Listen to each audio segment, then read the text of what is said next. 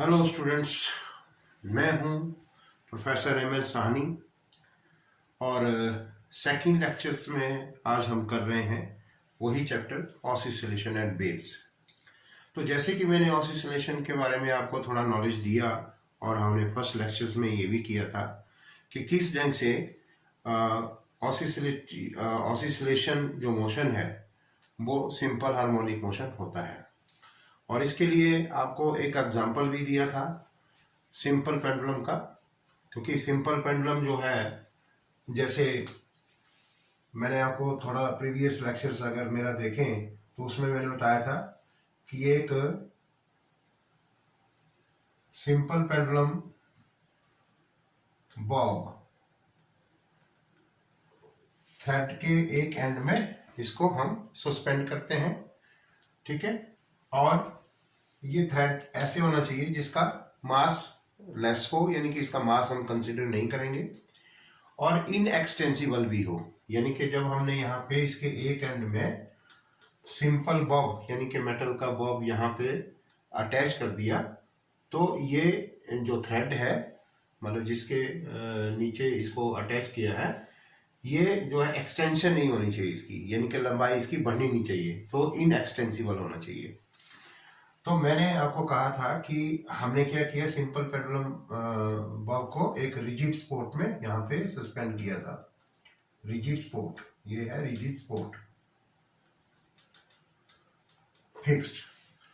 तो हुआ क्या था, तो जब सिंपल पेंडुलम के केस में हमने इसको इस ढंग से थ्रेड के एक एंड में बॉब को अटैच किया है, तो ये मीन पोजीशन, ये हो गई इसकी मीन पोजीशन। मीन पोजीशन वो होती है जहां पे ये बिल्कुल सीधा है, और हमने क्या किया, थोड़ा फोर्स लगा के इसको स्विंग करवाया था ऐसे, और जब ये यहाँ पे पहुंचा इसको हम बोलेंगे एक्सट्रीम पोजीशन। और फिर एक्सट्रीम पोजीशन से क्या आया था, ये फिर वापस आया था मीन पोजीशन पे, और फिर यहाँ पे जो है दोबारा आपकी एक्सट्रीम पोजीशन पे दूसरी साइड पहुंच गया था, और दूसरी साइड पहुंचने के बाद फिर ये जो है इस ढंग से ऑसिलेट कर रहा था अबाउट द मीन पोजीशन। ये हमने प्रीवियस लेक्चर्स में आपको मैंने बताया था। तो हमने इसमें तीन चीजें सीखी थी, जैसे कि आपको मैंने बताया क्या क्या चीज सीखी थी, डिस्प्लेसमेंट, और फिर उसके बाद डिस्प्लेसमेंट के बाद हमने वेलोसिटी, और वेलोसिटी के बाद हमने एक्सेलरेशन किया था। तो जस्ट मैं रिपीट कर रहा हूं, तो जो डिस्प्लेसमेंट हमारी थी वो थी y is equal to r sine omega t, simple equation. और वेलोसिटी की जो इक्वेशन थी वो शायद आपको मालूम होगा, r omega cos omega t थी, ओके। और फिर जब हमने एक्सेलरेशन किया, तो एक्सेलरेशन की अगर रिपीट करें तो हमारे पास थी minus r omega square sine omega t, और इसको हम ऐसे भी लिख सकते हैं माइनस ओमेगा स्क्वायर, ध्यान से आप देखिए, आर साइन ओमेगा टी। तो ये मैंने आपको बताया था कि इस ढंग से भी हम इसको लिख सकते हैं। अब क्योंकि ये जो चीज है आर साइन ओमेगा टी, ये देखिए वाई होता है, तो इसको मैंने रिप्लेस किया था, तो इसलिए acceleration must be equal to minus omega square y, क्योंकि ये आर साइन ओमेगा टी मैंने वाई सब्स्टिट्यूट किया। तो यहां पे देखिए, क्योंकि ओमेगा ये क्या है, एंगुलर वेलोसिटी, एंगुलर वेलोसिटी है, ये एंगुलर वेलोसिटी है, क्योंकि मैंने आपको सर्कल बना के दिखाया था कि पार्टिकल जो है सर्कल में, ऑसिलेटरी मोशन जो है सर्कल में कैसे मूव करता है, इसलिए जो एंगुलर वेलोसिटी है ये होती है भाई कांस्टेंट। क्या होती है, कांस्टेंट होती है।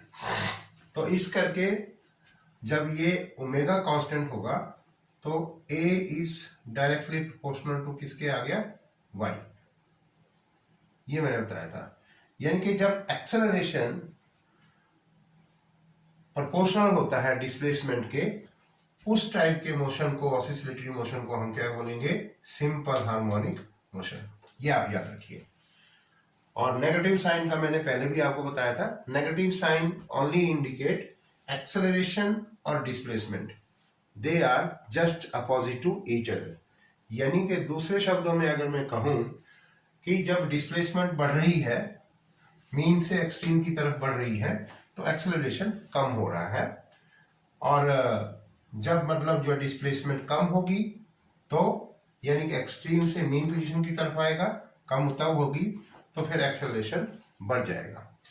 तो ये है इसका नेगेटिव साइन का मतलब। तो हम अब देखते हैं कहां पे एक्सेलरेशन जो है मैक्सिमम होता है, कहां पे मिनिमम होता है, इसको हम चेक कर लेते हैं। देखिए,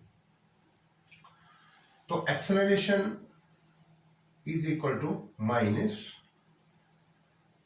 omega square r sine omega t, ये इक्वेशन है। तो अब हम क्या देखेंगे कि एट मीन पोजीशन पे देखते हैं, एट मीन पोजीशन, यहां पे एट मीन पोजीशन। भाई एट मीन पोजीशन पे क्या होगा, जो थीटा है यानी कि omega t, that must be equal to क्या होगा? 0।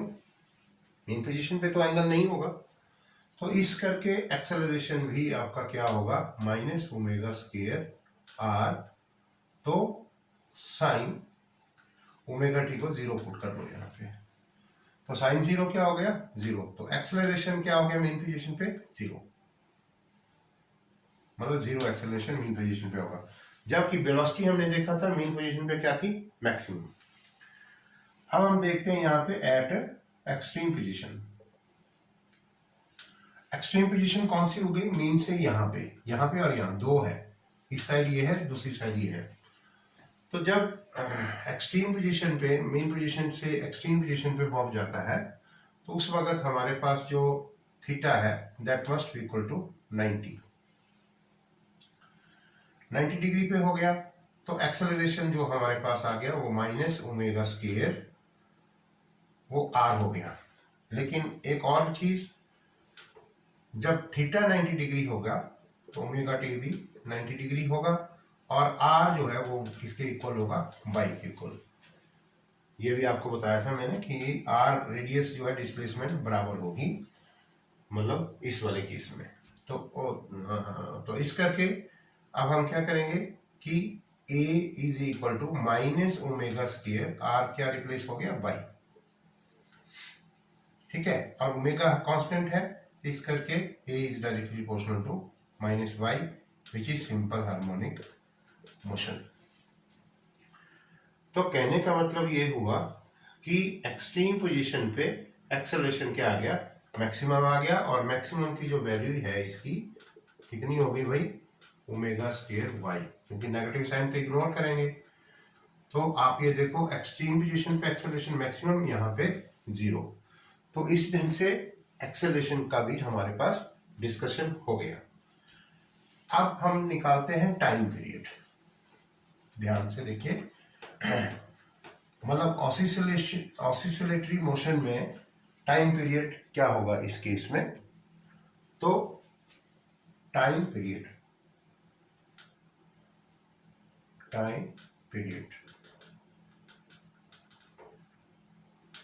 अब टाइम पीरियड है क्या? सिंपल, बहुत आसान है। यानी कि कितना टाइम इसने मीन से एक्सट्रीम, और फिर मीन, और फिर एक्सट्रीम, फिर मीन, यानी कि एक कंप्लीट साइकिल में कितना टाइम लगाता है सिंपल पेंडुलम, उसको हम टाइम पीरियड बोलते हैं। तो टाइम पीरियड का फॉर्मूला हम निकालते हैं। देखिए, एक्सेलरेशन मैंने अभी किया माइनस ओमेगा स्क्वायर वाई, और नेगेटिव साइन को तो हटा ही देते हैं, तो ओमेगा स्क्वायर वाई में इस साइड लिख लेता हूं, और यहां आ गया एक्सेलरेशन। तो omega square is equal to acceleration A divided by displacement, और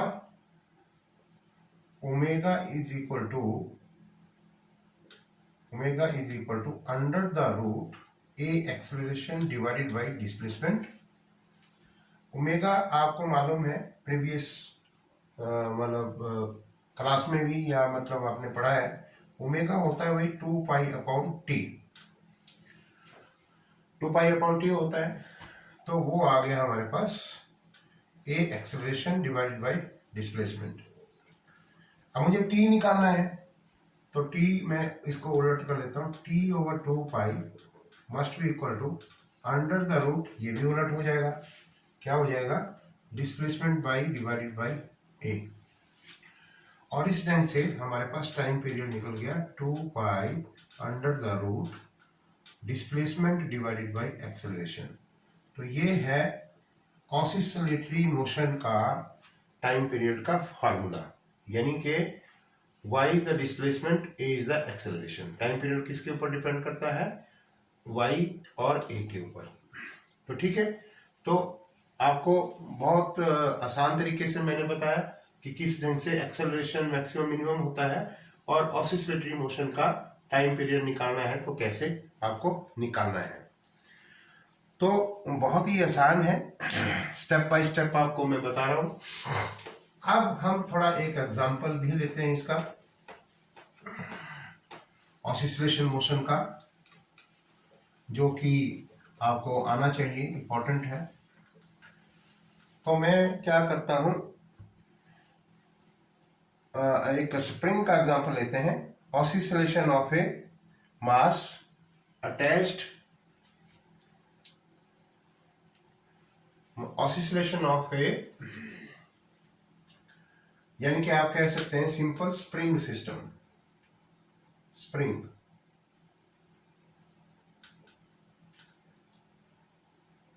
यानी कि mass attached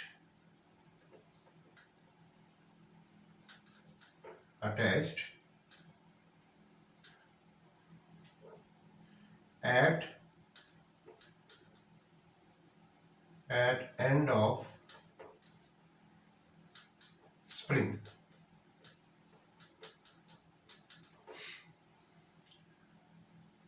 mass attached at end of spring, यानी कि जब हम स्प्रिंग में किसी मास को सस्पेंड करते हैं, यानी कि स्प्रिंग के एक एंड में उसको मास को अटैच करते हैं। फॉर एग्जांपल यहाँ में मैं आपको बता देता हूँ, जैसे मान लीजिए ये हमने क्या किया, रिजिड सपोर्ट टी, और यहाँ पे मैं ले रहा हूँ स्प्रिंग, ये हो गया स्प्रिंग, राइट। ये जो स्प्रिंग है इसके एक एंड में मैंने क्या किया, एक मास अटैच किया। तो जब मास हम अटैच करते हैं तो होगा क्या, तो ये स्प्रिंग जो है इलोंगेशन होगा। क्यों होगा, क्योंकि मास है तो इसका मतलब इसका वेट भी है, तो वो हो गया वेट, ये mg। तो ये जो mg वेट है ये डाउनवर्ड एक्ट कर रहा है, तो नेचुरली जो ये स्प्रिंग है, ये वाला स्प्रिंग,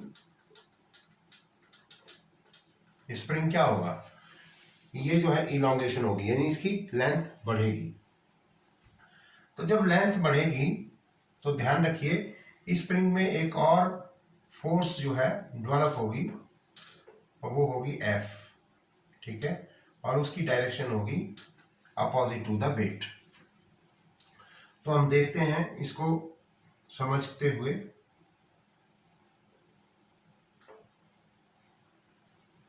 तो ये ए फिगर है, दूसरे फिगर में मैं आपको दिखा रहा हूं यही सेम स्प्रिंग,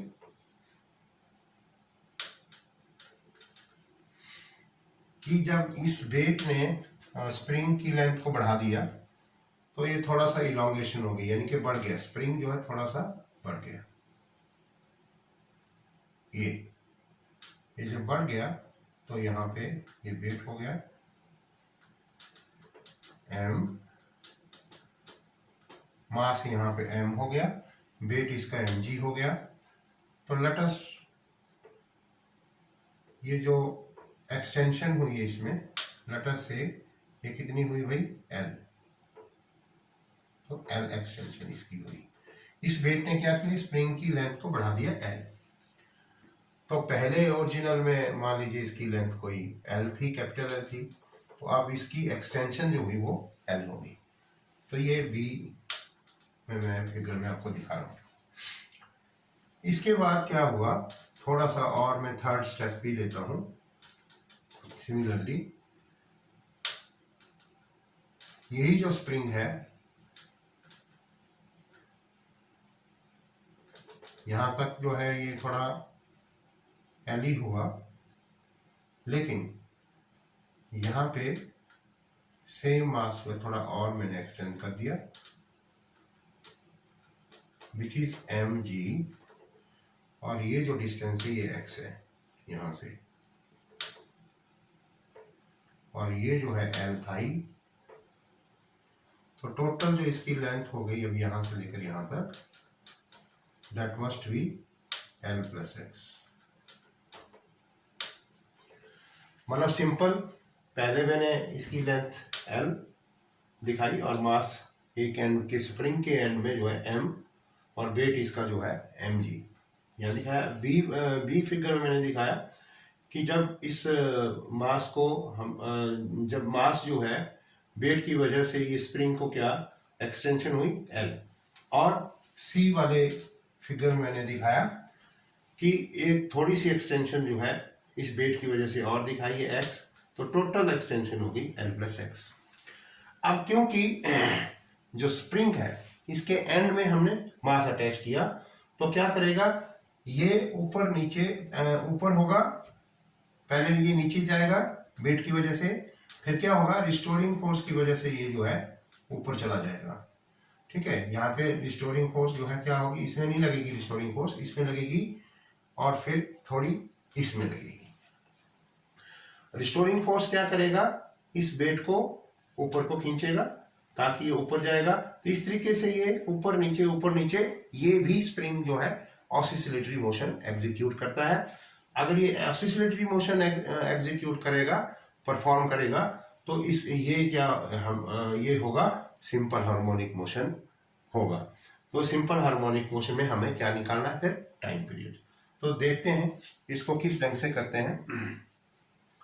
तो स्प्रिंग के केस में आप ध्यान रखिए, क्या, जैसे मतलब मैं बी वाले फिगर में दिखा रहा हूं, बी में कि हमने एक एंड में क्या किया, मास अटैच किया और वेट लगा इसका mg डाउनवर्ड, तो स्प्रिंग की जो लेंथ है वो कितनी हो गई, L, इसकी एक्सटेंशन हो गई।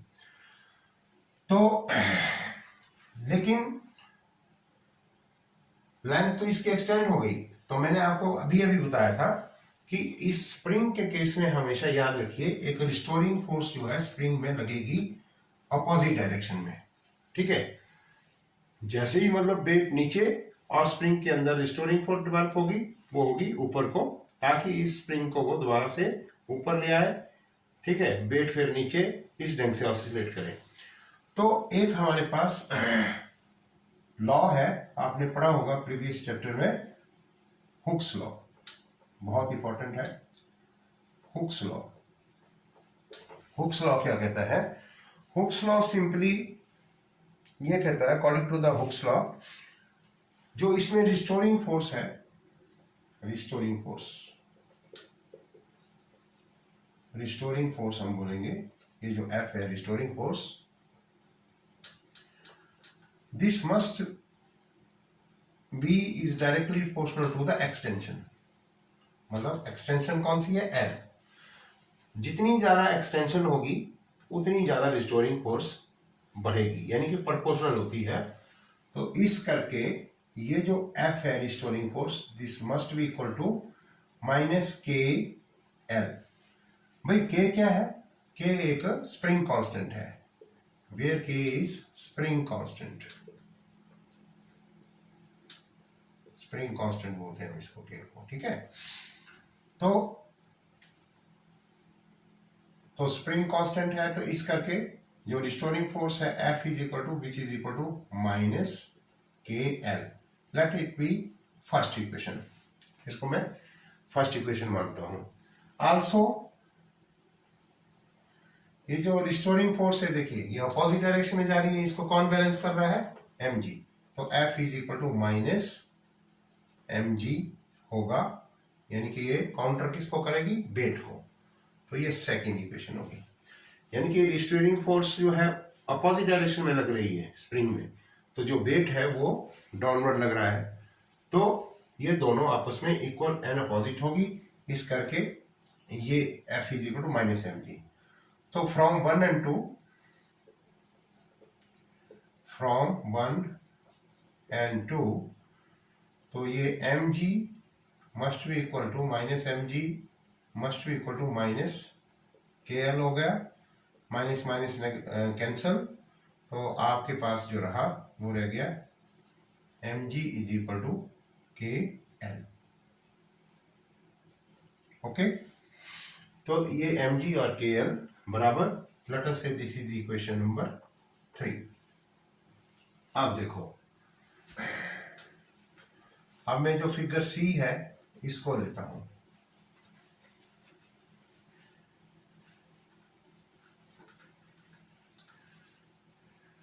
तो वही फिगर सी में आते हैं। अब आप देखिए इसमें थोड़ा सा मैंने क्या किया, एक्सटेंशन जो है x दिखाई है l के बाद, और इसमें जो रिस्टोरिंग फोर्स है वो कितनी लगी? F dash.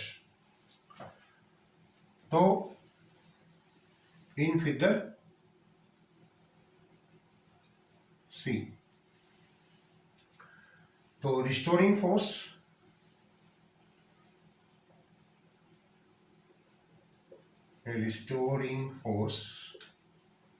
यानी कि ये रिस्टोरिंग फोर्स क्या F डैश है, okay, is directly proportional to किसके होगी? टोटल एक्सटेंशन कितनी हुई है यहाँ पे उसके प्रोपोर्शनल, तो वो हुई है L प्लस x, यही हुई ना भाई। देखो इस लेवल से L पहले थी और x और, तो L प्लस x, ये यहाँ से यहाँ एक्सटेंशन हो गई, इसलिए डिफरेंट अब मतलब रिस्टोरिंग फोर्स लगेगी। तो ये रिस्टोरिंग फोर्स क्या होगी? इतनी, और F dash must be equal to, proportionality को हटा लेता हूं, तो minus K L plus x हो गया। तो प्रोपोर्शनलिटी को हटा के माइनस के आ गया, कांस्टेंट आ गया, और इसको मैं लिख सकता हूं माइनस के एल मल्टीप्लाई करें तो माइनस के एक्स हो गया। ये रिस्टोरिंग फोर्स हो गई सी वाले केस में।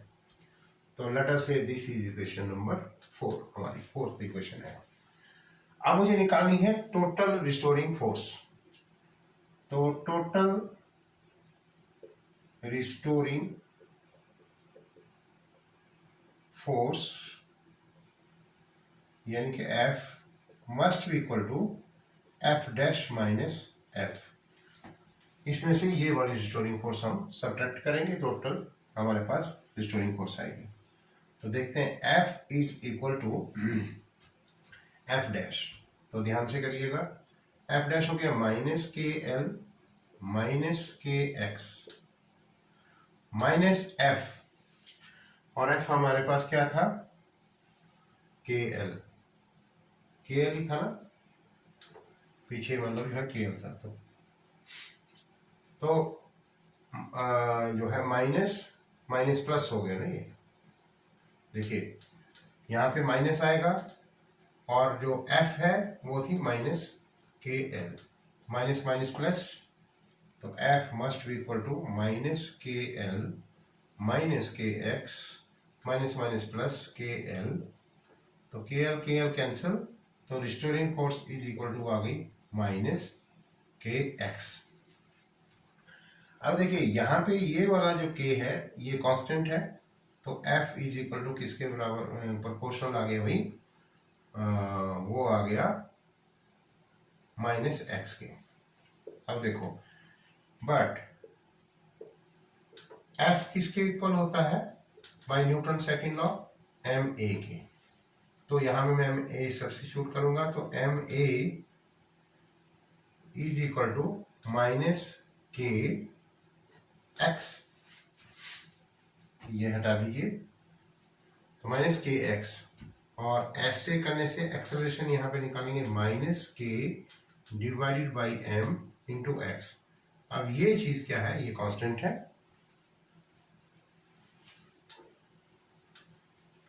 तो कांस्टेंट है तो आप देखो क्या मिलता है आपको इस इक्वेशन से, ध्यान से। तो भाई acceleration a is equal to minus k over m. K over m क्या है, कांस्टेंट, तो इस करके कांस्टेंट को हटा के माइनस आ गया x, यहां पे लिख दीजिए, क्योंकि k over m is equal to constant. तो क्या हो गया, a is directly proportional to क्या आ गया, माइनस डिस्प्लेसमेंट। और आपको मैंने पहले भी बताया था कि जब एक्सेलरेशन जो है प्रोपोर्शनल होती है डिस्प्लेसमेंट के, तो उसको क्या बोलते हैं हम, सिंपल हार्मोनिक मोशन। तो यहाँ पे क्या हो गया, ये सिंपल हार्मोनिक मोशन हो गया अब ये, क्योंकि ये जो स्प्रिंग है ये हमने शो कर दिया कि भाई acceleration is directly proportional to क्या होगी, डिस्प्लेसमेंट के। तो इस टाइप का जो मोशन होगा, this type of motion is known as simple harmonic motion. Okay, अब अगर ऐसा है तो हमें क्या चाहिए, तो फिर हमें निकालना है फिर टाइम पीरियड।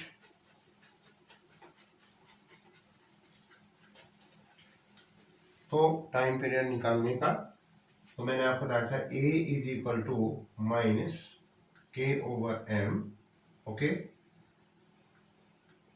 x, या फिर इस माइनस को यहां पे। अब इसमें हमें निकालना है, क्या निकालना है, एक्सेलरेशन। तो बट एक्सेलरेशन हमने पढ़ा था पहले कि acceleration a is equal to minus omega square होता है x इज द डिस्प्लेसमेंट। तो हम क्या करेंगे, a की जगह ये पुट कर लेंगे, minus omega square x is equal to minus k over m into x. समझ आ गया ना, बहुत आसान तरीके से स्टेप बाय स्टेप आपको बता रहा हूं, क्योंकि ये सारी डेरिवेशंस है, तो डेरिवेशन को आप थोड़ा सा ध्यान से समझें। तो यहां से एक्स एक्स कैंसिल, माइनस भी कैंसिल, तो ओमेगा जो आ गया आपके पास वो आ गया k over m under the root, क्योंकि स्क्वायर है तो अंडर रूट। अब फिर अभी हमने किया था कि ओमेगा क्या होता है, 2 पाई ओवर टी। तो 2 पाई ओवर टी क्या हो गया भाई, के स्प्रिंग कांस्टेंट, और ये m mass attached in eight the end of the spring.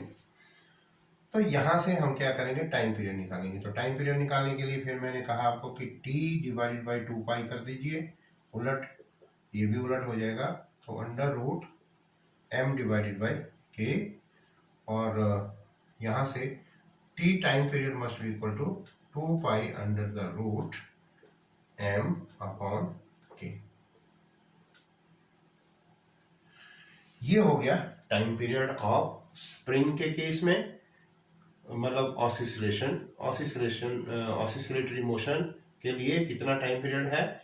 और ये जो स्प्रिंग है, जब हमने मास इसमें अटैच किया, तो जब ये अपनी मीन पोजीशन के अबाउट ऊपर नीचे हो रहा है, ये भी हमने प्रूव कर दिया कि वो सिंपल हार्मोनिक मोशन है।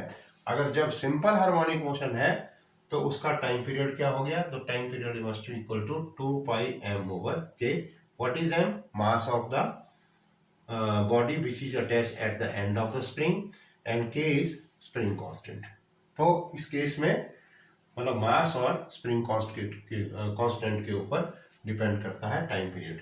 तो ये था हमारा स्प्रिंग का केस, कि mass attached at the end of the spring. तो मेरे ख्याल समझ आ गया होगा, और बिल्कुल मैंने स्टेप बाय स्टेप आपको समझाया। तो हमें इसमें दो ही चीजें निकालनी है, एक्सेलरेशन निकालना है और दूसरा time period. Thank you very much.